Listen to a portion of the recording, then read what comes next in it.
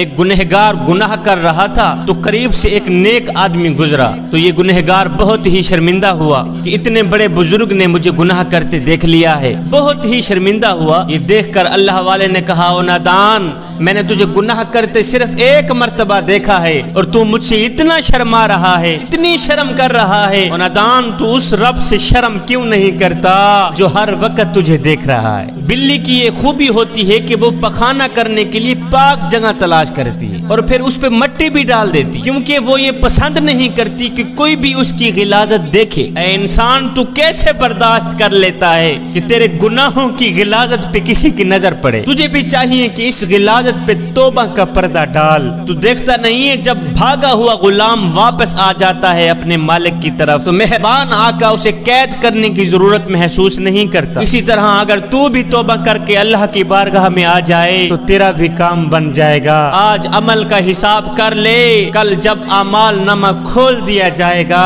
تو پھر معافی نہیں ملے گی۔ جس نے گناہ کے بعد توبہ کر لی گویا اس نے گناہ کیا ہی نہیں۔ اے نوجوان، آج گناہوں سے ڈر تاکہ قیامت کے دن تجھے کسی کا ڈر نہ ہو۔ اور تجھے پتہ نہیں ہے اپنے رب سے صلح کرنے والا، تعلق برقرار رکھنے والا شخص محشر کے بازار میں ذلیل نہیں ہوگا، رسوا نہیں ہوگا۔ اگر تو عقل مند ہے تو رات کو کیے ہوئے گناہوں کی رات کو ہی معافی مانگ کے سو۔ وہ ایسا کریم ہے، ایسا رحیم ہے کہ ہر وقت بخشش کے دروازے کھول کر ہی رکھتا ہے۔ جس نے تجھے پیدا کیا، بھلا یہ کیسے ہو سکتا ہے کہ تو گرے وہ سنبھال نہ لے؟ اگر تو اللہ کا خاص بندہ بننا چاہتا ہے تو پھر گناہ کرتے ہوئے تجھے شرم آنی چاہیے۔ اے نوجوان، جا اس کی بارگاہ میں حسرت اور افسوس کے آنسو بہا، اس کی بارگاہ میں معافی کی نیت سے جو بھی آیا ہے خالی ہاتھ واپس نہیں گیا، اس کے گناہ آنسوؤں سے ہی دھو دیے گئے ہیں۔ میرا اللہ فرماتا ہے، او میرے بندے، میرے دروازے پر اگر فرعون آ جاتا میں تو اس کو بھی بخشنے کے لیے تیار تھا، تو ویسے ہی میرا اپنا ہے، تیرا میرا تو ذاتی تعلق ہے اس لیے کہ تو میرے حبیب کا امتی ہے۔ اے بندے،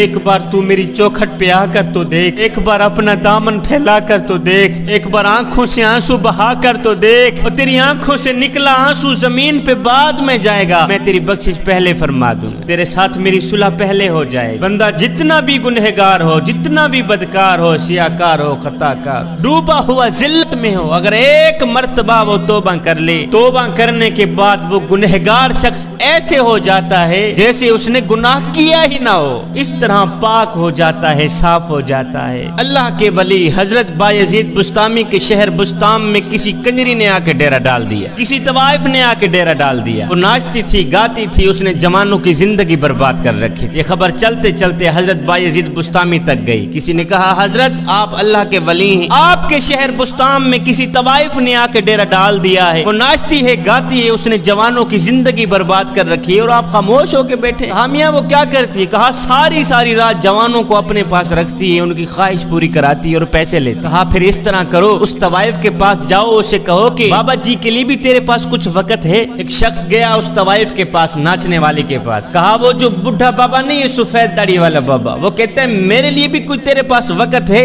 اس عورت نے کہا یہ تو ہے ہی بڈھا بابا، یہ کرے گا ہی کیا میرا؟ اس طوائف نے کہا میں 1 لاکھ لوں گی، رات کو بڈھے کو بھیج دینا میرے۔ حضرت بایزید بسطامی نے جب سنا تو کہا میں 2 لاکھ دوں گا، پر شرط یہ ہے جیسے میں کروں گا ویسے ہی کرنا پڑے گا۔ میں 2 لاکھ دینے کے لیے تیار، شرط یہ ہے جیسے میں کہوں گا ویسے ہی کرنا پڑے گا۔ اے بات طے ہو گئی، سودا طے ہو گئی۔ حضرت بایزید بسطامی جا رہے ہیں کنجری کے محل کی طرف، طوائف کے محل کی طرف۔ زمانہ دیکھنے والا ہے، کوئی تو رو رو کے کہہ رہا تھا یا اللہ، ایک ہی تو سورج ہے ہمارا، اگر یہ بھی غروب ہو گیا تو ہم روشنی کہاں سے لیں گے؟ خیر، حضرت بایزید بسطامی اس کنجری کے کمرے کے اندر داخل ہوئے، طوائف کے کمرے کے اندر داخل ہوئے۔ جب داخل ہوئے تو طوائف بن سمر کر حضرت بایزید بسطامی کے سامنے پیش ہوئی۔ جب آپ نے اس طوائف کو دیکھا آپ نے کہا مائی میں دوسرے گاہکوں کی طرح نہیں ہوں، پہلے جا کے غسل کر کے۔ اس نے کہا تو کس طرح کا گاہک ہے؟